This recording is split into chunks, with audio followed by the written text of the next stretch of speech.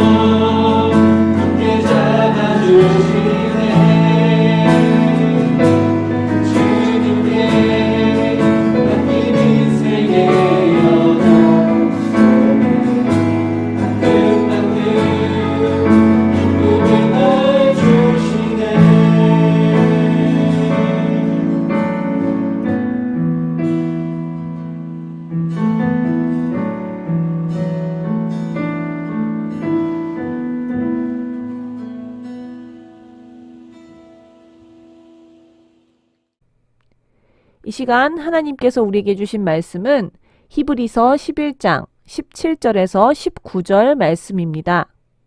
화면을 보면서 함께 읽도록 하겠습니다. 아브라함은 시험을 받을 때 믿음으로 이삭을 드렸으니 그는 약속을 받은 자로 돼 그 외아들을 드렸느니라. 그에게 이미 말씀하시기를 내 자손이라 칭할 자는 이삭으로 말미암으리라 하셨으나 그가 하나님이 능히 이삭을 죽은 자 가운데서 다시 살리실 줄로 생각한지라. 비유컨대 그를 죽은 자 가운데서 도로 받은 것이니라. 아멘. 여러분, 혹시 순종하기 싫은데 순종해야 했던 경험이 있나요? 부모님이 뭔가 나에게 시키신 것이 있는데 그게 정말 하기 싫었던 경우가 있었나요? 혹은 내가 정말 가고 싶지 않은 길이 있었는데 가야만 했던 일이 있었나요? 아마 한 번쯤은 다 그런 경험이 있을 것입니다. 부모님이 이거 해라, 저거 하지 마라, 또 교회 선생님이나 목사님이나 전도사님이 이거 하지 마라, 이건 해야 된다, 이런 말이 얼마나 귀찮고 듣기 싫었는지 몰라요. 저도 그랬습니다. 내가 하고 싶은 건데 왜 못하게 해? 내가 하기 싫은 건데 왜 이걸 굳이 해야 돼? 이런 생각들이 많이 들었었죠. 그런데 뒤돌아서 생각해보면 어느 순간에는 그때 그걸 했던 경험들이 반드시 필요한 순간이 와요. 또 때로는 그 길을 갔기 때문에 더 좋은 결과가 나오는 일을 경험하기도 합니다. 그래서 그때 우리 엄마가 이걸 하라고 했구나. 혹은 그때 선생님 말 듣고 이거 해볼걸. 그런 생각들을 하기도 하죠. 그런 말 보면은 부모님 말씀을 들으면 자다가도 떡이 생긴다. 이런 속담이 생각이 납니다. 사실 먼저 인생을 살아본 분들이 우리에게 뭔가 요구하고 잔소리하는 것 같다는 것은 그게 왜 중요한지 그분들이 알기 때문에 여러분이 조금이라도 덜 후회했으면 좋겠다는 마음에 그렇게 이야기하신다는 거 알아주면 좋겠어요. 물론 어른들이 말할 때도 여러분이 충분히 이해할 수 있는 말로 해주면 더 좋겠지만 그렇게까지 설명해도 사실 겪어보지 않으면 모르는 일도 많거든요. 그냥 해봐 이런 말 들으면 사실 반항심이 생기죠. 하지만 순종하고 나면 그 반항했던 마음이 감사로 변하는 경험을 종종 하게 됩니다. 하나님의 명령도 마찬가지입니다. 하나님이 우리에게 주시는 일들은 그냥 있는 일이 없어요. 사람은 완벽하지 않기 때문에 사람이 하는 명령이나 경험은 모든 사람에게 100% 적용되지 않습니다. 엄마는 공부해서 성공했지만 자식은 기술로 성공할 수도 있죠. 아빠는 돈이 성공이라고 생각하지만 자식은 많은 사람과 만나는 일이 성공이라고 생각할 수도 있습니다. 그런 경우에는 상대방의 명령이나 충고가 다 좋은 결과를 내지만 않죠. 그러나 하나님의 계획과 하나님의 명령은 다릅니다. 하나님은 어떤 분이시죠? 완전하시고 신실하시고 또 우리에게 대해 큰 그림을 그리고 계신 분이시죠. 우리에게 가장 좋은 것을 주시길 원하고 우리를 아주 속속들이 잘 알고 계세요. 그런 분이 과연 우리와 맞지 않는 명령에 순종하라고 하실까요? 우리에게 손해보는 명령에 순종하라고 하실까요? 당장은 이해가 안 되고 내 인생에서 손해보는 것 같아도 하나님의 명령에는 반드시 이유가 있습니다. 그럼 어떻게 해야 되나요? 그 명령에 우리가 순종할 때 하나님께서 내 인생에 계획하신 놀라운 터닝포인트를 맛볼 수 있게 됩니다. 지난주까지 우리가 아브라함이 하나님께 택함을 받아서 하나님이 아브라함을 부르심으로써 구원 계획을 여전히 진행하고 계심을 보고 있습니다. 지금은 이해할 수 없을지라도 나중에는 그것이 하나님의 큰 계획 안에 진행되고 있고 하나님은 약속을 지키시는 신실하신 하나님이시라는 것을 우리가 함께 나누었죠. 자, 이제 아브라함은 약속을 거의 다 성취한 것처럼 보입니다. 평안하고 안전한 노후만 남은 상태였습니다. 그런데 이 좋은 때 선뜻 이해하기 어려운 일이 나타나요. 겉으로 보기에는 말도 안 되게 황당하고 절대 좋은 뜻일 리 없는 일이었습니다. 무슨 일이었죠?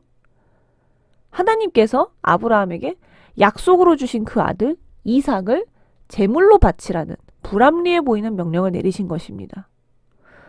사실 기적적으로 100세의 약속의 아들인 이삭까지 주셨고 이제 아브라함의 자손이 별처럼 불어날 일만 남았습니다. 근데 이삭이 청소년기에 들어섰을 때 마지막 믿음의 시험이 온 거예요. 세상 어느 아버지라도 경악할 일을 하나님이 아브라함에게 시키신 것이고, 특히 구원의 통로가 될 거라고 생각했던 아이였기 때문에 더 끔찍한 명령이었을 것입니다. 여러분, 우리는 때로는 하나님께서 우리에게 옳지 못하게 하신다는 느낌을 받을 때가 있어요. 어떤 사람은 노력도 하지 않는데 백으로 좋은 점수를 얻거나 억울한 일들을 당했을 때 그렇죠. 교회를 다니면서 누군가에게 실망했을 때도 그렇습니다. 흔히 어른들 말로는 그거를 시험 들었다고 표현하기도 하죠. 그러나 여러분, 우리가 분명히 알아야 할 것은 시험은 드는 것이 아니라 치르는 것입니다. 그리고 아브라함은 이 시험을 훌륭히 치렀습니다. 이삭을 제단 위에 올렸을 때 아브라함 마음속에서 아들 이삭은 이미 죽었을 거예요. 아브라함은 하나님이 아마 여기까지 보시고 중간에 막으시겠지, 그런 생각하지 않았습니다. 왜냐하면 하나님께서 죽은 자도 능히 살리시는 능력 있는 분임을 알고 믿었기 때문입니다. 어떻게 해서든 이삭을 무덤에서 일으키시든지 아니면 다른 형태로든 하나님의 약속을 지키실 것인지 알 수는 없지만 결국은 그 일을 이루신 하나님을 신뢰했던 것이죠. 어떤 사람은 우리가 말로는 신뢰한다고 쉽게 말할 수 있습니다. 하지만 신뢰의 증거는 순종으로 나타나야 합니다. 우리는 아브라함의 이야기에서 그가 순종했을 때 비로소 믿음의 조상으로 인정받았다는 것을 알 수 있습니다. 아브라함은 무슨 일이 일어날지 정확히 알지 못했지만 신실하신 하나님을 굳게 믿고 그 불합리해 보이는 명령에 순종했습니다. 그 강한 믿음과 순종이 있었기 때문에 아브라함은 하나님을 가장 잘 신뢰하는 믿음의 조상이 될 수 있었던 것입니다. 우리도 마찬가지입니다. 우리가 순종할 때 하나님은 우리의 믿음을 더 잘하게 하시고 우리가 순종할 때 우리의 삶에 역사하세요. 제가 아무리 큰 선물을 준비해서 여러분에게 여러분 교육자 사무실에 들렀다 선물 받아가세요 그렇게 얘기해도 여러분이 사무실까지 가기 귀찮은데 사무실 들렀다 가면 집에 가기 늦을 것 같은데 안 가고 받는 방법은 없나? 그렇게 생각한다면 제가 여러분에게 선물을 줄 수 없는 것과 마찬가지죠. 하나님이 다 준비하셨어도 우리가 받을 생각이 없다면 못 주시는 것입니다. 우리가 믿음으로 순종하고 행했을 때 하나님께서 준비하신 순양을 발견할 수 있는 것이죠. 하나님은 우리에게 99%의 순종을 원하시지 않으시고 100%의 순종을 원하십니다. 아브라함 이야기에서 우리가 알 수 있는 핵심은 무엇일까요? 아브라함의 말에 이 답이 있습니다. 번제할 어린 양은 하나님이 자신을 위해서 친히 준비하시리라. 그렇습니다, 여러분. 하나님은 이미 우리에게 가장 큰 선물 하나 주신 경험이 있습니다. 무엇이죠? 바로 예수 그리스도십니다. 하나님은 우리를 위한 구원 계획을 가지고 계시고 우리를 위해서 친히 대속제물이 되신 예수 그리스도를 준비해 주셨습니다. 그리고 우리를 대신해 죽게 하시고 그 피로 우리를 죄에서 구원해 주셨습니다. 이 사실만 생각해 봐도 우리는 하나님이 우리에게 얼마나 지극정성이신지 우리를 위해 얼마나 신실하게 준비하셨는지를 알 수 있습니다. 하나님은 우리를 향한 크신 계획을 가지고 계시고 그 약속은 변함이 없습니다. 어떤 상황에서도요. 그렇다면 우리는 무엇만 하면 되나요? 하나님의 그 약속을 신뢰한다는 표시로 하나님께 순종하면 되는 것입니다. 우리 흔히 답정너라고 하죠. 답은 정해져 있고 너는 대답만 하면 돼. 근데 하나님도 옳은 답을 가지고 계신 답정너세요. 우리의 인생에 답을 정해주셨어요. 무엇보다도 확실한 정답. 그리고 거기에 필요한 모든 것을 다 예비해 놓으시고 우리에게 가장 좋은 것을 주시려고 작정하셨습니다. 우리는 거기에 순종하겠다고 결단하기만 하면 돼요. 그런데 인간의 죄는 창세부터 지금까지 하나님을 의심하게 만듭니다. 과연 하나님이 나를 잘 아실까? 과연 하나님이 나를 잘 아실까? 날 향한 계획이 진짜 있는 걸까? 하나님이 마음 변하시진 않을까? 내가 하나님께 뭔가를 잘해드려야만 그 약속을 실행하시는 거 아닐까 하는 의심들이요. 그러나 여러분, 하나님은 사람처럼 빈말하지 않으십니다. 하나님은 약속을 파기하지도 않으십니다. 답은 정해져 있습니다. 우리는 대답만 하면 됩니다. 네, 하나님, 하나님의 계획에 제가 순종하겠습니다. 이렇게 답하고 그대로 살아간다면 우리의 인생은 아브라함처럼 하나님의 인도하심을 경험하는 인생이 되는 것입니다. 그 하나님을 경험하는 저와 여러분이 되기를 간절히 축원합니다. 기도하겠습니다.